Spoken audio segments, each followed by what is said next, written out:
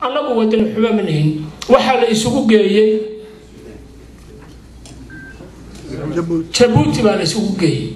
baarlamaankii baa la balaariyay waa ogtiin dawladii waa la dhisay waxa la isugu yimid xamar nimankii marka wadaadada oo maxaan ku iraahdaa shalayto baarlamaankii gaalada ay ku hayeen ama gaala raac ay ku hayeen oo tanaasulay markii baarlamaankaas uu doortay gudoomiyihii ayagu ay doorteen oo Sheekh Shariif ahaa oo ay la doorteen oo ay yiraahdeen anagu gaala ma keenay maxaakiimtooyna hogaamiye culimadooyna hogaamiye waa idin raacay intaas markay dhacday waxaa timid Sheekh Shariif iyo ragiisii waa gaalo haddana halkaasi ka bilaabay Sheekh Shariif iyo ragiisii waa gaalo ayagii gaalo kuma ekaane iyagii baa sii kala burburay oo gaalo kasii gaalo maray gaalo kasii gaalo diinta islaamka culimadu waa taqaanaa qof gaal ma dhihi karaysi waa xukum adag oo aan laga bixi karin sunna wal jamaa oo sheekhu odagaahu wakiil u yahay waa runtiisa waa culimada yadii asalka ah oo aanu naqaanay iyagiina halkaas ay hadda joogaan oo dagaal bay ku jiraan laakiin dagaalkii baa sidiisaba wuxuu yahay Soomaaliya waxaan marnaba laga soo dhaweeyay sababtu waxa weeye intaas markay dhacaysay oo hadda waxaas kala duwan ay dhacayeen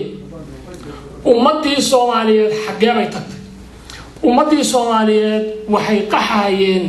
ilaa iyo 91 xabad iyo culba ku socday ummadda Soomaaliyeed markay halkaas joogeen oo mar walba dib ku soo daashaday waxay isu sheegeen oo maskaxdooda isu sheegeen shareecada islaamka meel aan ahayn oo lagu badbaadi karo ma jirto himilada u dambaysa bay lahayd shareecada islaamka qof walba wuxuu lahaa ilaahay oo shareecada islaamka wax lagu xukuma ilaahu noo keen iyada cadaalad u dhow iyada run u dhow iyadii marka maxaa xagee bay hadda maraysaa shareecadii been idin sheegmay shareecadu waxay maraysaa xamar hadaad maanta joogto dariiq xamar aad marayso qofka hor yimaada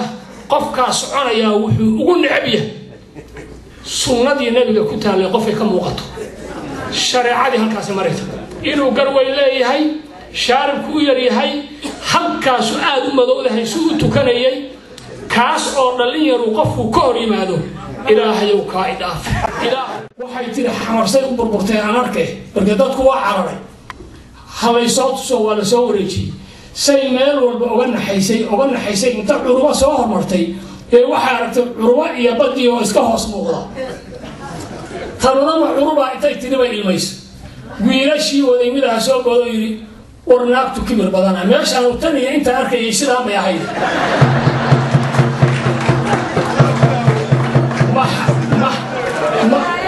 maxay naagtaas loo ooyay waxa weeye marka xamar iyo Soomaaliya dadka jooga waa dadkaas aan dawlad soo arag waa dadkaas aan dawladu ka maqnayn waa dad reemiyo oo noocaas ah loo badan yahay idinkana waa soo tagteen dibkiinaba qabee baahida bani aadamka waxa uu weyn baa la yiraahdaa gaajada iyo wixii la halmaalay iyo nabadgelyada labadaas ugu weyn oo loo hormariyaayo gaalana qorta oo ay dhahan hebel wuxuu yiri baahida bani aadamka waxa ugu weyn baahida physiologicalka security-ga ku xiga gaaladaas qorta Abraham Maslow baa saasiri bay dhahan laakiin alladii at'amahum min ju' wa amarahum min khawf ilaah bay ku taa inaga aan dib u eegin gaalo waxay eegtay qortaayo aad bay u fakareen marka waxa weeye labadaas ugu muhiimsan labadii marka inaad ka roontihiin dibkiina baqabay baa dhici karta idinku marka nabad marka u fariisateen wadankiina dadka aan idin sheegay ay joogaan kii la yiraahdo war wadankii hawl buraba war seeyada wuxuu leeyahay aniga haddaan tago meeshaas yaa garantiireynaya nabadgelyadayda idinka waxaa rabtaan wax nabadgelyadiina garantiireeya wadankiina waxa ka jira waa waxa marka wax baahi loo baahan yahay maanta waxa ninkaas wadankii jooga oo aan wadankii ka maqnay oo aan calankii ka maqnayn oo waxba garanay iyo ninka halkaan joogo raba in la garantiireeyo security-giisii bridge-kii isku xiri lahaa waana la ka wada rabaa kulligii markii labadaas la isku xiro oo xoogga iyo maskaxdu ay isu tagaan ilaahay idankiisa markaasaanu badbaadaynaa oo xoroobaynaa xaqiiq waxaa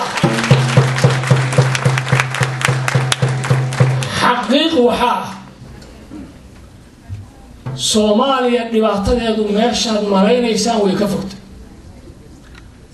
waa sidii gabdhuhu sheegayeen ceel bay ku jirtaa Soomaaliya xorriyadeedii ceel bay ku jirtaa waxaana looga soo bixi karaa ceelkaas loogana badbaadi karaa mugga ay leedahay dhibaatadaas inagoo inta fahmna dhammaanteen u qalab qaadana dalkeenu sidee ku xoroobi karaa haddaan midaan la ka helin oo aan nafta loo hurin oo waqtiga loo hurin oo maxaan ku iraahdaa qofka oranaya ma ayaa imaanatay damaano qaadaya aysan motivate garayn wadaniyadu ruuxiyad wadanihu aysan kaxayn runtii meel lama la gaarin wadankeennii marka sidaas u yahay hadda waxa weeye qof dhintay xeer male oo wax dilay lama yaqaan